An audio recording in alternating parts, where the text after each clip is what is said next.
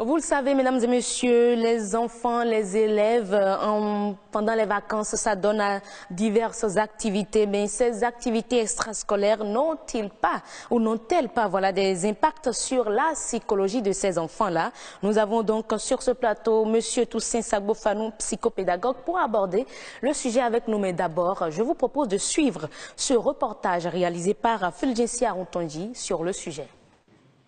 Peinture, danse, bricolage, cuisine, jeux de société, ce sont là quelques activités proposées aux enfants pour passer des moments de détente en beauté. Occuper sainement les enfants pendant les vacances, c'est l'objectif des promoteurs de ces centres. Moi, j'aime bien la cuisine, particulièrement la pâtisserie. Et donc, je me suis dit, pourquoi ne pas partager cette envie-là avec les enfants. L'objectif numéro 1, c'est vraiment de faire sortir les enfants de notre cadre. Parce que quand ils sont devant la télé et autres, ils ne participent pas, ils suivent. Et donc, à l'atelier, c'est vraiment de leur faire participer à ce qu'ils font. Autre chose, c'est que déjà les enfants, beaucoup ne savent plus danser, comme nous entre-temps. Et aussi, du côté dessin, les enfants dessinent mal. On ne sait plus faire le choix des couleurs, on ne sait plus faire les coloriages sans déborder des lignes et tout.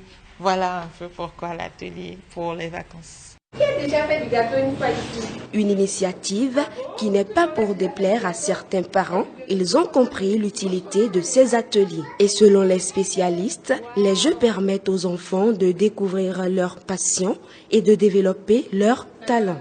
Dès le départ, quand j'ai vu l'annonce sur Facebook, j'ai tout de suite accroché et je les trouve plus manuels. Je les trouve plus intéressés à tout ce qui est goût. On veut que tout soit propre et on se lave tout le temps les mains quand on rentre à la cuisine. Ça, c'est mon plus grand bonheur. Vous savez que la cuisine, lorsque vous voulez cuisiner, il faut partir peut-être de l'eau, mettre du sel, mettre ci. Donc, si on ne vous l'apprend pas, vous ne pouvez pas le faire.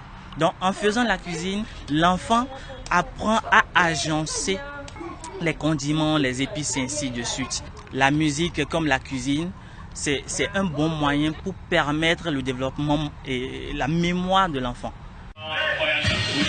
Si certains parents adhèrent à cette idée, d'autres par contre hésitent toujours à inscrire leurs enfants, ce qui justifie l'effectif modeste d'apprenants.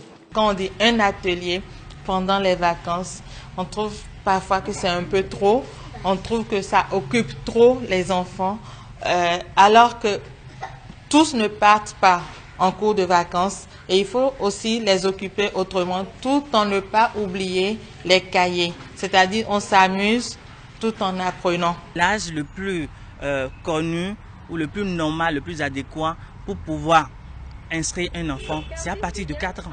4 ans, 5 ans, vous pouvez envoyer votre enfant dans un centre. Ce serait dommage si les parents ou bien si un parent trouve que voilà, aller dans un centre, c'est perdre son temps.